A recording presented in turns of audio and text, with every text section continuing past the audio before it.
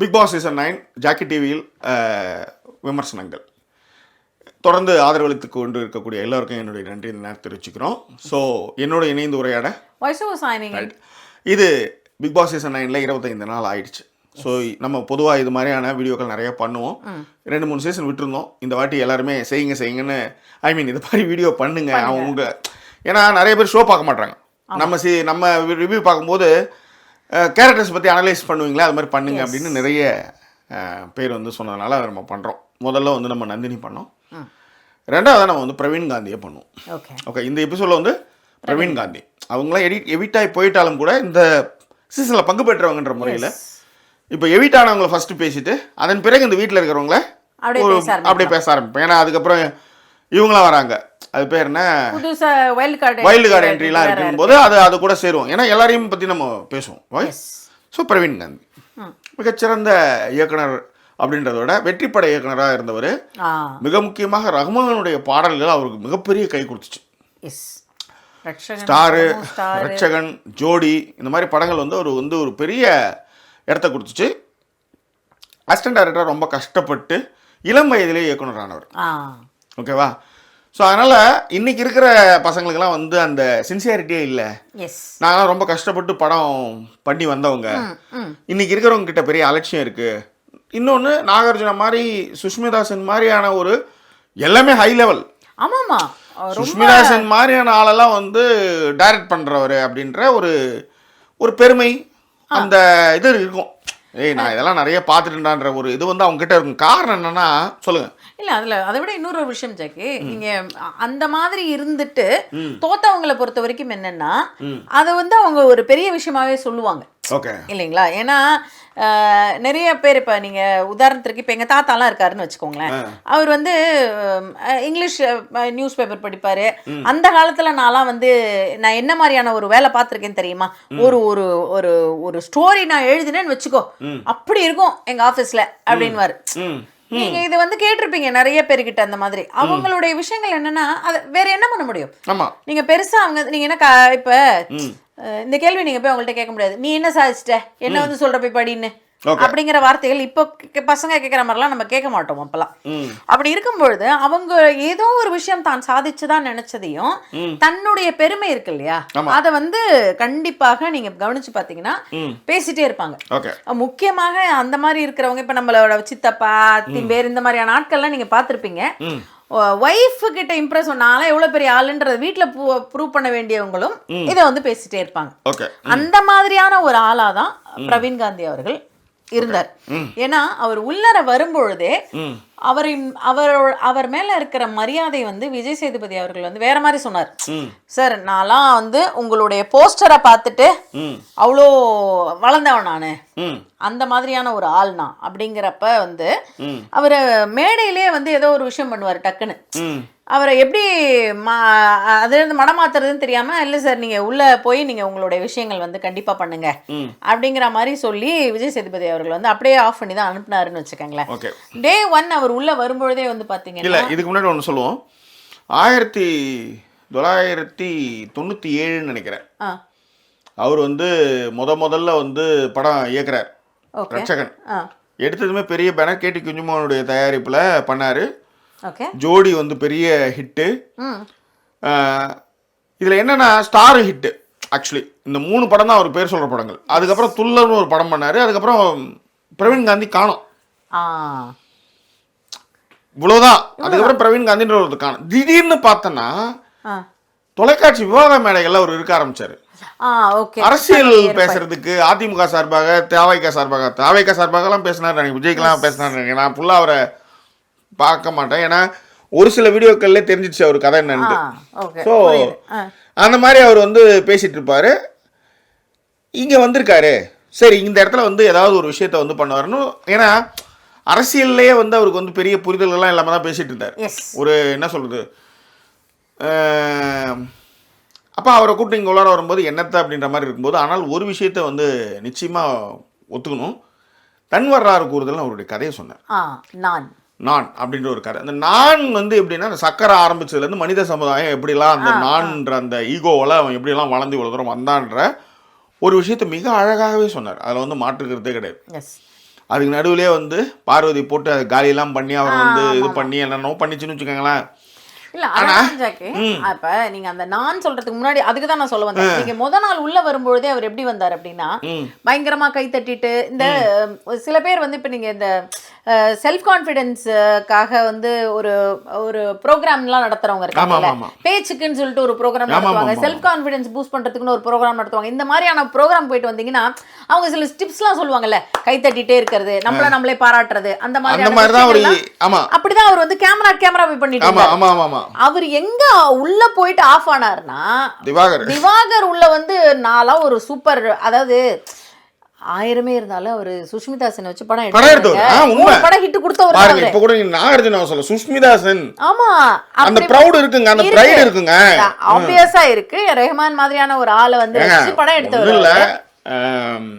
Indian express இப்ப இஎம்ஆல், ஆமா அது வந்து பெரிய பணக்கார ஐ மீன் பழைய இந்தியன் எக்ஸ்பிரஸ் ஆஃபீஸ் அது. ஓகே அதுக்கப்புறம் அந்த பில்டிங்கை வந்து பெருசாக கவனிக்கலான்னும் போது அது பாடஞ்ச பில்டிங் ஆயிடுச்சு. தமிழ் சினிமாவில் இருக்க முக்காவாசி வில்லன்கள் வந்து நாயகியை வந்து ரேப் பண்ணுறதுக்காக தான் கூட்டிட்டு போவானுங்க கதைப்படி. அந்த பில்லரில் அதுங்கெல்லாம் ஓடும் திருத்துவாங்க, இது மாதிரி தான் நடக்கணும்னு வச்சுக்கோங்க. அதுதான் யூஸ் பண்ணிட்டு இருந்தானுங்க.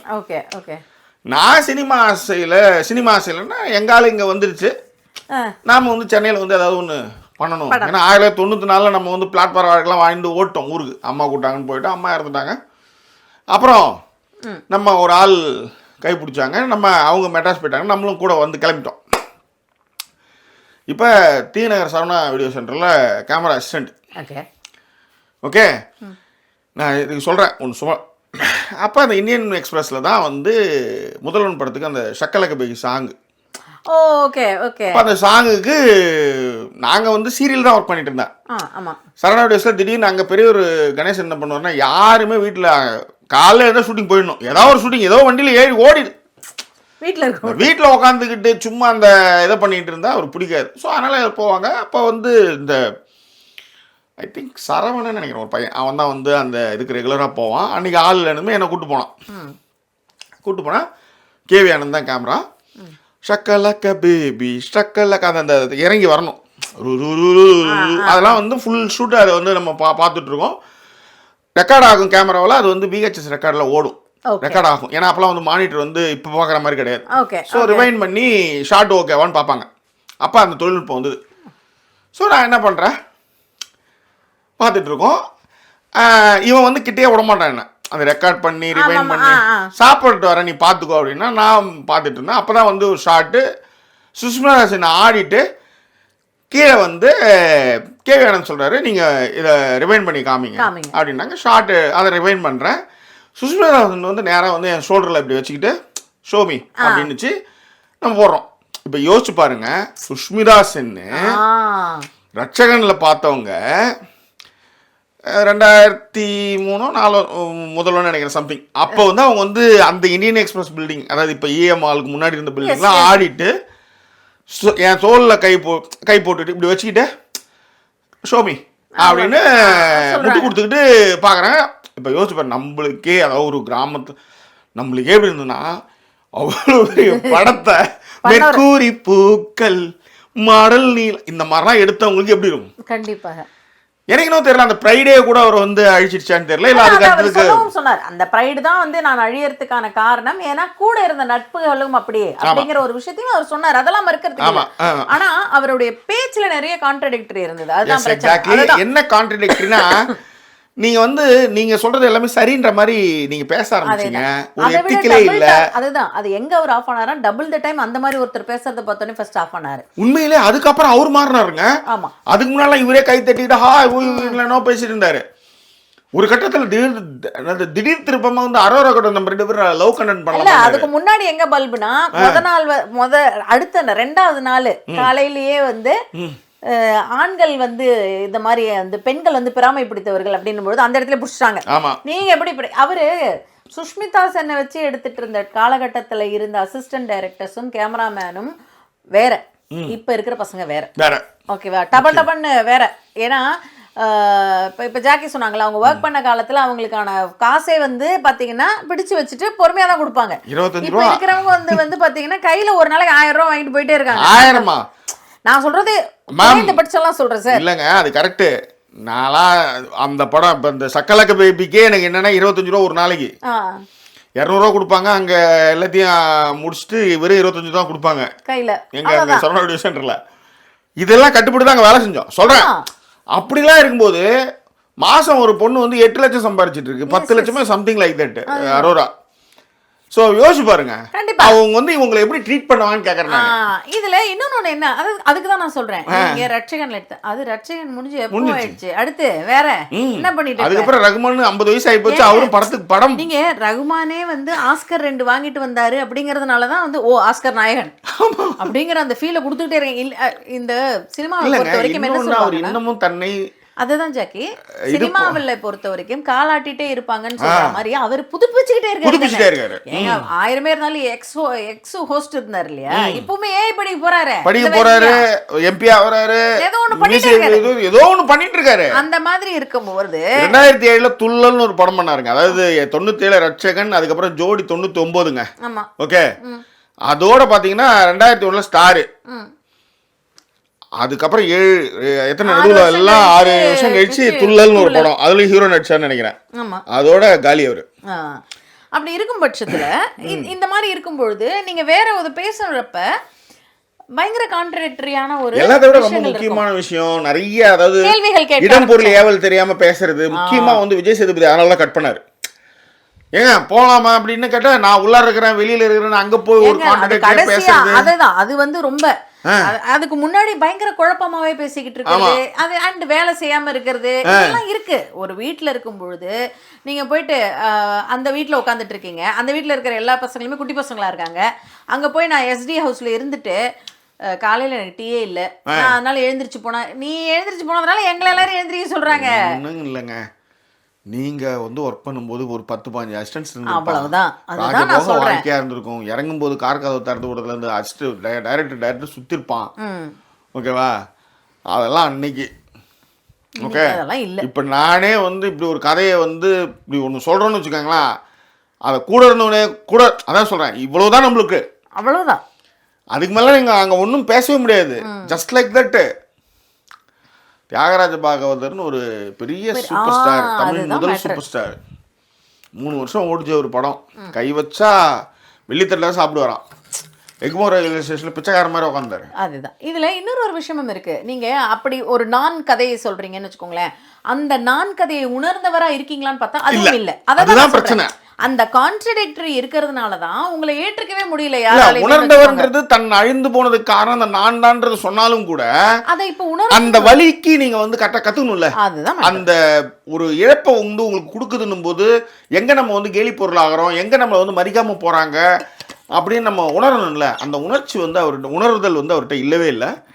அதோட வெளிப்பாடாக தான் ஒரு பிக் பாஸ் வெளியில போனதுக்கு அப்புறம் விஜய் சேதுபதி மேல வந்து குற்றச்சாட்டுலாம் வச்சாரு. இது அதை விட வெளியில போனதுக்கு அப்புறம் வந்து விஜய் சேதுபதி வந்து என்னை வந்து சரியா ட்ரீட் பண்ணல, அவர்லாம் வந்து சின்ன நடிகர் ஏதோ அது மாதிரிலாம். நீங்க நான் பேசின ஒரு விஷயத்தை நீங்க உணர்ந்தவராக இல்லைன்னு சொல்றேன். ஏன்னா நீங்க உள்ள இருக்கிறவங்கள்ட்டே வந்துட்டு நீங்க பெரிய ஆளா நினைச்சிட்டு இருக்கீங்க. ஏங்க 8 லட்ச ரூபா 10 லட்ச ரூபா சம்பளம் அந்த பொண்ணு, அது ஏங்க உங்களை சுத்தி சுத்தி வந்து காதலிக்கணும்? ரொம்ப சிம்பிள் இல்ல. நீ மட்டும் என்ன அப்படியே விரட்டி விரட்டி காதலிச்சுன்னு வச்சுக்கோ, இந்த பிக் பாஸ் ஷோ வேற மாதிரி போயிடும் அப்படின்ட்டு. இல்ல இந்த ஆசை இல்லாத மனுஷனே இருக்க மாட்டான், ஆனா சொல்ல மாட்டான். அங்கேயே நீங்க வந்து அதை சொல்றீங்க, அதுதான் மேட்டர். அது ஒரு விஷயம். அதன் பிறகு வந்து பாத்தீங்க அப்படின்னா நானும் ஒரு கருத்து சொல்றேன் அப்படிங்கிற மாதிரியான விஷயங்கள்ல வந்து துஷாரை வந்து நீங்க வந்து முதல்ல உள்ள விட்டு எதுவுமே புரியல. என்ன அவனுக்கு என்ன ஒரு கேப்டன்சிக்கு என்ன இது இருந்தது, கெப்பாசிட்டி இருந்தது, என்ன பேசுறான், ஒரு கருத்தை எப்படி முன்வைக்கிறான், அத்தனை பேர் எப்படி, இதுலயே உங்களுடைய கதை என்னன்னு தெரிஞ்சு போச்சு. ஸோ உங்களுக்கு இந்த கேமும் தெரியல, எதுவும் பண்ணல, வந்தீங்க, உங்களுடைய கதையை கேட்க முடிஞ்சுது, அதை வந்து ரொம்ப சிறப்பாகவே பண்ணீங்க. அந்த வகையில் வந்து நான் அந்த தன்வரலாறு கூறுதல் இட்ஸ் ரொம்ப சிறப்பு. ஏன்னா நம்மளுக்கு ஒரு ஆர்வம் இருக்கும், இப்படி ஒரு டைரக்டர் ஏன் இப்படி இருக்காரு, ஏன் இப்படி விவாதங்கள்லாம் இப்படி பேசுறாரு அப்படின்னும் போது அதை உணர்ந்தே பண்றீங்க. ஆனால் அதே நேரத்தில் உங்களுக்கு வந்து இப்போ இருக்கிற ஒரு விஷயத்துக்கு வந்து உங்களை கூப்பிடணுன்றதுக்காகவே நீங்கள் வந்து தவறான கருத்துக்கள் வந்து மற்ற விஷயங்கள்லாம் நீங்கள் பேசிட்டு இருக்கீங்க. இன்னும் கூட நீங்கள் ரட்சகன் இயக்குனராகவே தான் இன்னும் மனசளவில் நிற்கிறீங்க. அதனால தான் நீங்கள் இன்னும் அடுத்த கட்டத்துக்கு போகாம இருக்கீங்கன்றது என்னுடைய அபிப்பிராயம். அதை விட இன்னொரு விஷயமும் கூடவே சொல்லிடுறேன். கூடவே நீங்க வந்து உங்களுடைய கருத்துக்களை எப்படி இருந்தது அப்படின்னா, பெண்கள்னா அப்படிதான் அப்படிங்கிற மாதிரியான ஒரு பிம்பத்தை நீங்க திரும்ப திரும்ப பேசுறீங்க. கருத்துக்களை விஜய் சேதுபதி அவர்கள் வந்து சொல்வாரு, இல்ல சார் நீங்க அப்படி இல்ல, பெண்கள் நீங்க சொல்ல வேணாம் அப்படின்னும் பொழுதுமே திரும்பவுமே அவர் அதையே எடுத்துட்டு வருவார். ஆமா, அந்த வீக்கெண்ட் எபிசோட்ல கவனிச்சிங்கன்னா கெமியோ யாரையோ வச்சு அந்த விஷயத்தை திரும்ப அவர் எடுத்துட்டு வருவார். இல்ல சார் பெண்களுக்கு பொறுத்தவரையும் நீங்க பாத்தீங்கன்னா சார் நீங்க உட்காருங்க. விஜய் சேதுபதி மாதிரியான ஆட்கள் உங்களை உட்காருங்கன்னு சொல்றதே எதுக்குன்னா, இதை விட நீங்க பேசி ரொம்ப உங்களுடைய இது தான் அவர் செய்வாரு. அதையுமே அவருக்கு புரிதல் இல்லாம ஒரு கட்டத்தில் இன்னுமே உங்களிடம் இருக்கிற நீங்கள் சொல்வதுதான் ரைட்டுன்னு சொல்லிக்கிட்டு இருக்கு. அதுதான் அங்கே இருக்கிற அவருக்கு இருந்த பிரச்சனைகள். அதை வந்து நம்ம வந்து அதை பார்த்தது. ஸோ அவரும் வந்து எலிமினேட் ஆனார். ஆக்சுவலி எப்போ வந்து எலிமினேட் ஆனார்? ஃபர்ஸ்ட் வீக்ல டே 9 நினைக்கிறேன் அவர் எலிமினேட் ஆனது. டே 9. ஆமா, அதாவது நந்தினி போயிருக்க வேண்டியது பிரவீன் காந்தி போயிட்டார். ஆமா, அந்த ஒரு வாரம் இருந்திருந்தாங்கன்னா நந்தினி தான் அனுப்பிச்சிருப்பாங்க. அதன் பிறகு வந்து 2வது வாரம் போயிருப்பாரு. ஆமா, ஸோ அது வந்து நந்தினியால அவரு வந்து பலிகடை வாக்கப்பட்டார். இதுதான் எனிவே ஒரு மிகச்சிறந்த ஒரு திரைப்படம். அப்ப 97 அந்த பாடல்கள் படமாக்கப்பட்ட விதம், கனவா இல்லை காற்றா இல்லை காற்றா, அந்த சாங் ரொம்ப பெரிய. அதே மாதிரி அந்த நிறைய கிராபிக்ஸ் ஜாக்கி அதுல யாராம் ஸ்ட்ராங்கா அவங்க கண்ணுல இருந்தெல்லாம் ஒரு அந்த மாதிரிலாம் விஷயங்கள்லாம். சோனியா சோனியா சொக்க வைக்கும் சோனியா, எல்லா சாங்கும் அப்படி ஒரு ஹிட்டு வந்து வாய்ப்பே. சரி, எனிவே நடந்தவையாக இருக்கட்டும், நடக்கப்போவை நல்லவையாக இருக்கட்டும், எதிர்கால வாழ்வு சிறக்க எல்லாம் வல்ல இயற்கை பிரவீன் காந்தி இயக்குனர் அவர்களுக்கு துணை இருக்கட்டும். வேற என்ன இது குறித்தான உங்கள் கருத்துக்களை எதாக இருந்தாலும் அது பிரிவுகளை தெரியப்படுத்துங்க. இன்னும் வேறொரு எபிசோடில் பார்க்கறதுக்கு முன்னாடி லைக் பண்ணிடுங்க, கமெண்ட் பண்ணுங்க, ஷேர் பண்ணுங்க, சப்ஸ்கிரைப் பண்ணுங்க சேனலை. அண்ட் ஹை பட்டன் ப்ரெஸ் பண்ணாதவங்க ஹை பட்டன் கண்டிப்பாக கொடுங்க, which makes value to the channel. Thank you so much. So வேற என்ன அடுத்த எபிசோடில் உங்களை நாங்கள் சந்திக்கிறோம். அது ஒரு நன்றி கூறிய விருது உங்கள் ஜாக்கி சேகர் மற்றும் வாய்ஸ் ஓவர் சைனிங் ஆஃப்.